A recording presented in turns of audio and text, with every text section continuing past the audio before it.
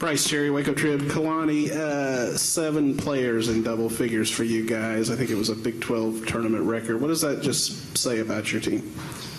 Our bench is really deep. We have numbers and we can put different combinations in different players, for different styles of play, which I think will definitely help us in the NCAA tourney going forward. So, today our bench did it for us and was able to get the starters off to rest. And as long as we keep playing like that, we can go really far.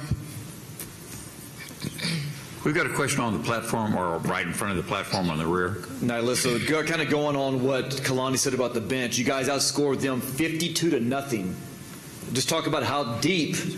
Yeah, 52-0. You guys outscored scored them on the bench.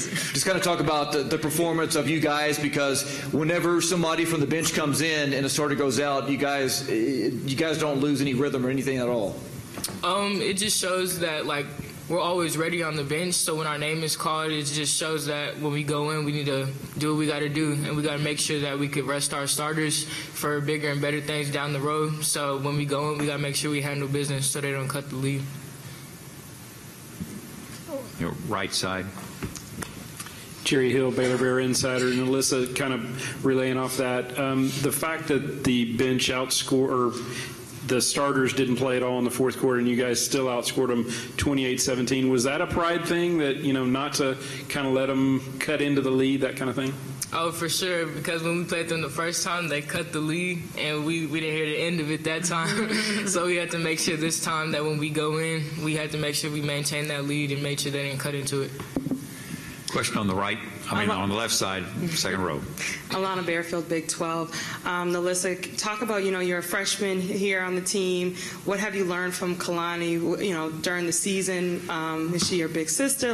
Talk to me about, the chemistry between you guys.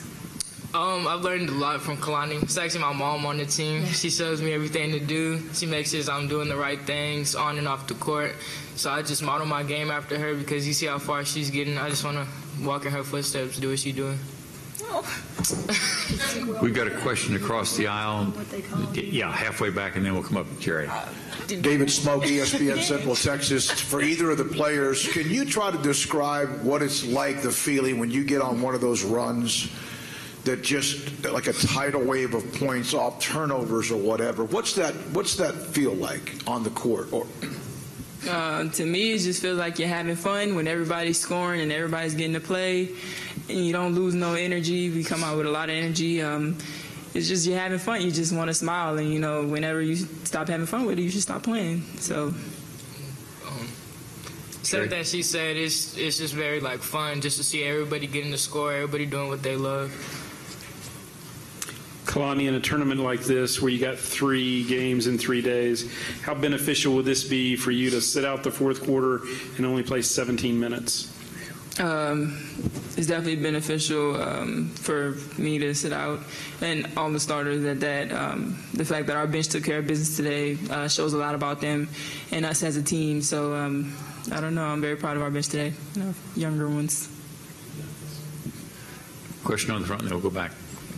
Kalani, Tech scored 104 yesterday, and Brewer had 40, and you guys were able to, to shut them down. And shut her down. What, obviously that defense is something that Kim stresses all the time, but, that's something that, you guys will point to as well? Absolutely. We got the 2-time Defensive Player of the Year. So, there's a lot that goes about us. We take pride in our defense. Coach rides us about it all the time. So you're just performing, basically. Anything else for our student athletes before I let them go back to the locker room? Okay, ladies, congratulations on the win. We'll see you tomorrow. Watch the steps going down. Thank you.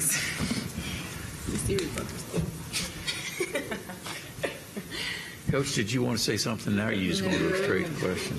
Just questions. They put me up to this, I know. Okay, questions for the coach. Kim, I guess the bench, what they were able to do today, and particularly in that fourth quarter, like NaLyssa talked about, they kind of came back on you in that fourth quarter there, what the bench was able to do today. hate using the word bench because those kids could start for us. They're that good. It's just y'all don't get to see them because they're freshmen, and you know, what you saw today is the future here. And I'm so happy for NaLyssa Smith and those kids that finally just could relax and play a lot of minutes and valuable minutes and didn't look at the scoreboard, not mop up minutes. When you play this many games and you're trying to play for bigger things down the road, as much rest as you can give the ones who get the most minutes, it's beneficial. And it wasn't that they just relieved them of playing time, it's what they did when they got that playing time, and they were so productive. Got a question that will come across the aisle in a minute. Kim, Dee is mostly known for her defense and being y'all's stopper, but 7 assists today. I think you guys had a tournament record, 32 for the game. You know, just her passing, is that something that maybe is a little underrated? Well, I think all our kids are underrated, if you want to know the truth. But we have a hell of a team, don't we? When you have 7 kids scoring double figures, and really, I guess I could have given Queen a few more minutes and a couple more shots, and we would have had 8. That's what wins championships, is your defense first and then sharing the basketball. And we lead the country. If we don't, we're right there at the top in assist to turnover ratio. We're going to share the wealth, and we're going to guard you on both ends of the floor. And I'm not surprised. Dee pretty much can do it all. She can defend you. She has length on the perimeter. She can play point and has on some sets that we have. She never gets tired. Got a question on the left side, second row. Tucker Toole, Big 12. Coach, what was your defensive game plan knowing that Brewer scored 40 last night and that Carr was the Big 12 Freshman of the Year?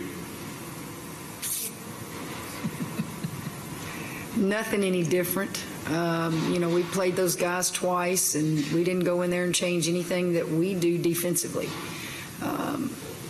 Just guard them like you always have. Make sure you have the proper matchups. People that are who's guarding who is very important to me.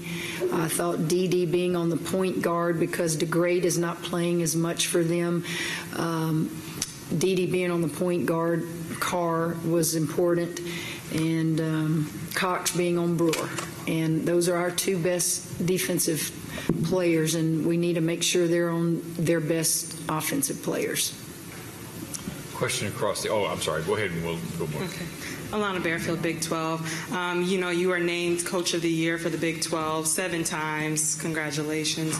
Talk to me about your coaching style and how important it is, you know, for you to be out there to have that chemistry with your players to make it this far. Well, I'm very mild. I'm very meek. I'm very passive. And they want to play for a coach that's like that. No, I don't know. April Fool, huh? Listen, I put those tennis shoes on many years ago and played for some of the most intense coaches, Pat Summitt, Leon Barmore. They know that every ounce of energy I have during a game, they're going to get out of me, and I want it out of them. And they know that behind the scenes, Coach is real, Coach is funny, quick-witted, say things in timeouts that just make them want to bust out laughing, but that's not what the public needs to see and not what the public does see. I really don't care. All I care about are those kids in that locker room. I care about my family, and I care about my coaches, and I care that I represent Baylor in a way to make them proud. I hate losing, and I want them to hate losing. I don't want to coach a kid where losing is okay. And they don't come here to Baylor to win individual awards. They come to Baylor to win championships. And all those kids are excited right now because they all have a championship Big 12 ring. And that's what they come here for, or come to Baylor for, and to play for bigger things than just an individual award. Question on the right side of the aisle. Rick Cantu, the Statesman. A little takeoff on that. You said that you thought some of your players were underrated. Is it just because you spread it out so much that it's virtually impossible if someone's not going to play 20 minutes, for example, that you're going to lose an MVP, for example?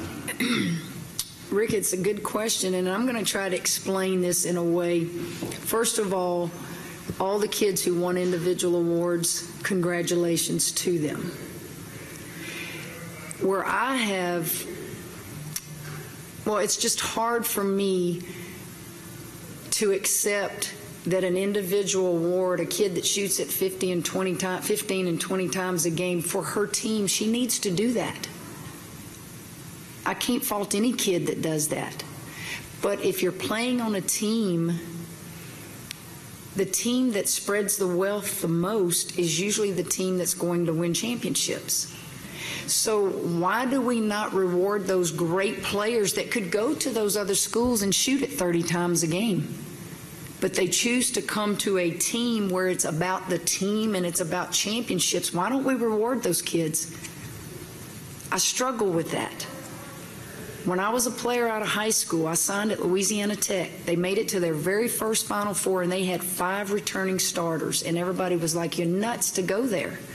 You're going to be a junior before you play. So go to another school and average 40 minutes a game and 15 to 20 shots a game. Well, is it about stats, really? Is that what it's about? Do you think I could get Kalani Brown 30 shots a game? I don't know. She's doubled and triple teamed, but what Kalani Brown does is she makes everybody around her better because she draws all that attention. So I struggle with, I don't even know why we send out stats when we vote on awards. If you've played people, you should remember who hurt you. If you are recruiting, you should know, gosh, I'd love to have that kid on my team. That's what I struggle with, but that doesn't take away from people who win those awards. Why did I get Coach of the Year? Why did I get Coach of the Year? Because I coach a great team. But yet we can't reward those kids? I'd take my Coach of the Year any day and give it to them. Because I am only as good as those kids. So I hope I've explained it. It's not to take away and say somebody's not deserving of it. Every year, it's an NBA, it's the same thing. You know? Who puts up the most shots? You may be the most valuable player for your team, without a doubt. But are you the best player in the league? That's what I struggle with. Everybody has an opinion, Rick. It's like politics, right? We all have an opinion. The one thing I do wish that we would do is put our name on the ballots. We did that last year. Why? I'm not afraid to tell anybody who I vote for. I just wish that we would put our name on the ballots when we vote at the end of the year. Why not? Y'all do it, you know, when you do polls, don't you? Sign your name, who vote. I mean, I just, you know, I love these kids, and what I love the most is they chose to come to Baylor and share the wealth. And they didn't say, oh, I'm going somewhere else where I can average this and become this or be that. That's when you know you got some unselfish kids. And what a fun group to coach. This is going to be the last question for Coach on the left side. Tucker Toole, Big 12. Coach, I saw you had some words for Coach Stallings after the game. What did you say to her knowing that this is her first season in the Big 12? I don't remember if I said it before or after the game, but I told her she had two quick hitters that I saw her run yesterday, and I might use them for the playoffs. I said I might make a call to you. She wished us well in the playoffs. She thanked me for representing the Big 12 the way we have. I told her how hard her kids are playing, what a tremendous turnaround. It may not show in the wins and losses, but watching the growth of some of those players from last year to this year, complimenting her on things that she's doing from a distance as a competitor, as a coach on the opposite end of the floor.